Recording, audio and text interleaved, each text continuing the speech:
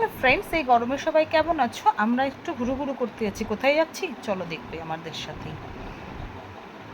Actually এটা হঠাৎই plan করা হলো। হঠাৎ মানে হচ্ছে, তোমরা সবাই আমার শর্টস ভিডিওতে দেখেছো, রিসেন্ট আমার বার্থডে গেছে আর কি। তো সেদিনকে আমরা এমন কিছুই করিনি, জাস্ট ও একটা কেক এনেছিল, জাস্ট কেক কাটিং, বাবুকে নিয়ে একটু সেদিনকে সামান্য এদিক ওদিকে একটু গেছিলাম রাত্রিবেলা, এইটুকুই। তো যেহেতু বেবার পড়েছিল সেহেতু যাওয়াই কোথাও সেভাবে যাওয়া হয়নি। আর আজকে ভাবলাম যে না, আজকে একটু ডিনারে যাব। কোথায় এলাম জানেন? এই যে দাদা বৌদি ব্যারাকপুরে যেটা আছে। আর গিয়েই দেখি, ওরে বাপরে, অসম্ভব লাইন। মানে মোটামুটি বোধহয় আমরা 150 জনের পেছনে তো দাঁড়িয়েই ছিলাম। আস্তে আস্তে লাইন সরছে, আর আমরা তো মানে এই গরমের মধ্যে বাইরে দাঁড়ানো মানে বুঝতেই পারছেন। আমার আবার বাড়ির লোকেরা সবাই বলছে এই গরমে কেউ খেতে যায়? আমি তো গিয়ে অবাক, খেতে যায় না মানে লোকে আর ইয়ের শেষ নেই যাকে বলে। তো যাকে ফাইনালি আমরা ভিতরে চলে এলাম। ভিতরে অ্যাম্বিয়েন্সটা তো দারুণ। আর মানে কি বলবো, ডেকোরেশনটা দারুণ।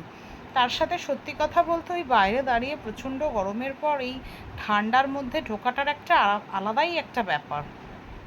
তো আমাদের একটা সিট দিয়ে দিল, 3 সিটার, যেখানে 3 জনেই আমরা কমফোর্টেবলি বসতে পারি। নাহলে তাতানবাবুকে কোলে নিয়ে সত্যি বলতে খাওয়া যায় না।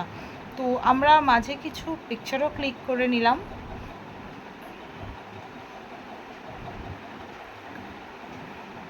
তারপরে আমরা এর মধ্যে অ্যাকচুয়ালি আমরা অর্ডারও দিয়ে দিয়েছিলাম খাবারের। আমরা অর্ডার দিয়েছিলাম হচ্ছে 2টো ফিশ ফ্রাই, 2টো বিরিয়ানি, আর হচ্ছে একটা মাটন কষা। চিকেন বিরিয়ানি নিয়েছিলাম আর একটা মাটন কষাই নিয়েছিলাম, দুটো নিইনি। তাই একটা মাটন কষা নিয়েই আমরা খেতে পাইনি, আমাকে আবার ওটাকে প্যাক করিয়ে আনতে হয়েছে। এমনই অবস্থা, বিরিয়ানিটার কোয়ান্টিটিটা এতটাই বেশি যে আমি খেয়েই উঠতে পারিনি। আর দেখেছেন দাদানবাবু এখানে দুষ্টুমি করেই যাচ্ছে। ওর বাবা একটু ওয়াশরুমে গেছিলো সেই ফাঁকে, আর ও বাবার কাছে যাবে বলে অস্থির করছে।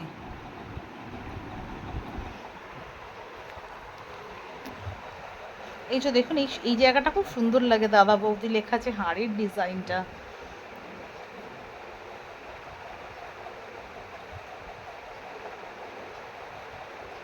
এই যে আমার কর্তামশাই হাত টাত ধুয়েলেন, হাত টাত মুছছে। এবার আমাদের খাবারটাও সার্ভ করে দিয়েছিল। এটা হচ্ছে ডায়মন্ড ফিশ ফ্রাই। আর টেস্ট তো দারুণ, সেটা আমাকে দেখেই বোঝা যাচ্ছে। তারপরে যখন আমার বিরিয়ানিটা অর্ডার ছিল, ওরা জাস্ট বললো যে ম্যাডাম 10টা মিনিট একটু ওয়েট করতে হবে, কারণ ওদের বিরিয়ানির ইভেন চিকেন মাটন দুটো বিরিয়ানির হান্ডি ওদের শেষ হয়ে গিয়েছিল। তো আর কি করব, বসে বসে বোর হচ্ছিলাম, ভাবছিলাম যে সব বিরিয়ানিটা কখন আসবে।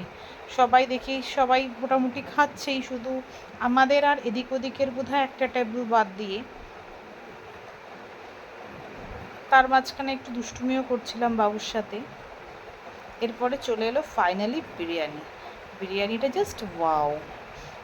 গরম গরম সার্ভ চিকেন বিরিয়ানি, আর তার সাথে মাটন কষা। আমার তো দারুণ লেগেছে। ইভেন আমি লাস্টে মাটনটা খেতেই পারিনি, ওটাকে আমাকে প্যাক করেই আনতে হয়েছে। কারণ সত্যি বলতে বিরিয়ানিটার কোয়ান্টিটিটাও যতটা বেশি, টেস্টও সেরকম দারুণ।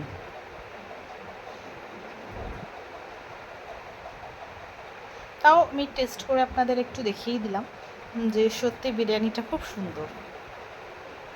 আর কে কে এসছেন এই দাদা বৌদিতে অবশ্যই আমার কমেন্টস বক্সে কমেন্টস করবেন। শুধু আমার না, জানেন তাতানবাবুরও হেভি লেগেছে বিরিয়ানিটা, ওর এক্সপ্রেশন দেখেই বোঝা যাচ্ছে। ওকে জিজ্ঞাসা করলাম, বাবু বিরিয়ানিটা কেমন খেতে? বলছে দারুণ, থামস আপ দেখিয়ে। ওর দারুণ লেগেছে। আগে গেলে রেস্টুরেন্টে খুব দুষ্টুমি করতো, খেতেই দিত না, বিশেষ করে ওর বাবাকে।